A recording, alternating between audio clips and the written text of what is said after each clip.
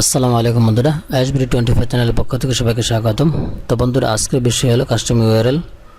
তো প্রথমে জেনে নিই কাস্টম ইউআরএল কি।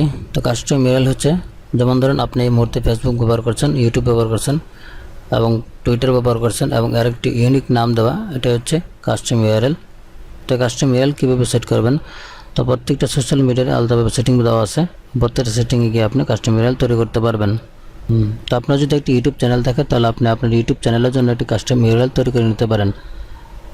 তো চলুন ভিডিও শুরু করি। তো ভিডিও শুরু করার আগে একটি রিকোয়েস্ট, আপনি যদি আমার চ্যানেলে নতুন হয়ে থাকেন তাহলে অবশ্যই চ্যানেলটি সাবস্ক্রাইব করুন এবং পাশে থাকা বেল আইকনটি ক্লিক করে দিন পরবর্তী ভিডিও পাওয়ার জন্য।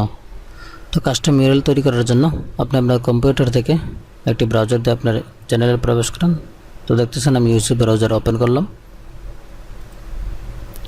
তারপর আপনি ইউটিউব চ্যানেলটি ওপেন করেন। ওপেন করার পরে আপনি আপনার চ্যানেলের লোগোতে ক্লিক করেন।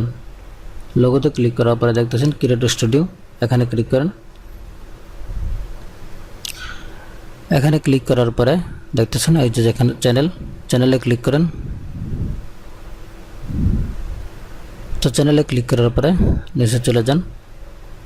তো এই যেখানে দেখতেছেন কাস্টম ইউআরএল, তো এটা দেখতেছেন এখানে এনেবল দেওয়া আছে।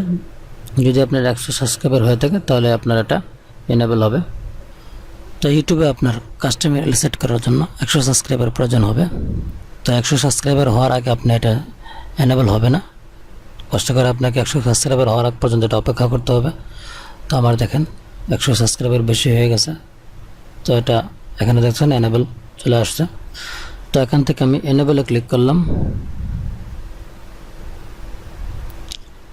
তো এনেবলে ক্লিক করার পরে দেখতেছেন সবার উপরে চলে আসছে চ্যানেল সেটিং, এবং চ্যানেল সেটিংসের পরে নিচে দেখতেছেন, তো দেখতেছেন নিচে চলে আসছে you are eligible for custom URL channel at here. তখন এট হিয়ারে ক্লিক করলাম। তো এখানে ক্লিক করার পরে দেখতেছেন এখানে দেখেন আমার চ্যানেলের নামটা চলে আসছে। তো আপনার এই নামে কোনো চ্যানেল আছে কি না সেটা আপনাকে চেক করার জন্য এই যে এখানে টিক মার্ক করতে হবে।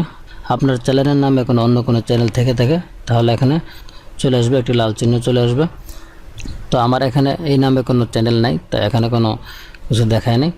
তো এখানে আপনি মনে রাখবেন যে এই কাস্টম ইউআরএলটা একবার সেট করার পরে পরবর্তীতে আপনি পরিবর্তন করতে পারবেন না। পরিবর্তন করা যায়, সেটা অনেক সমস্যা হতে পারে, অনেক ঝামেলা। তো দেখতেছেন এখানে আমার চ্যানেল ইউআরএলটা চলে আসছে youtube.com/ASBD24, অর্থাৎ আমার এই নামে কোনো চ্যানেল, অন্য কোনো চ্যানেল নেই।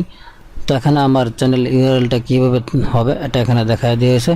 তো তারপরে আমি এখন যদি এখানে চেঞ্জ ইউআরএল ক্লিক করার পরে তখন আমি আর এটাকে পরিবর্তন করতে পারবো না।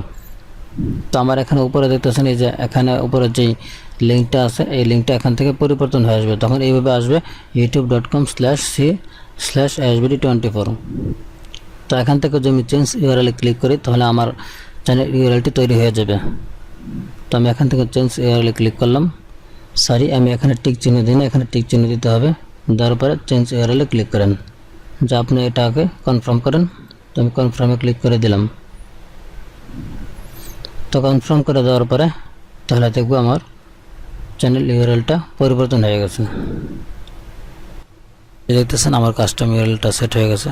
তো বন্ধুরা, এইভাবে আপনারা আপনাদের কাস্টম ইউআরএলটি সেট করতে পারেন।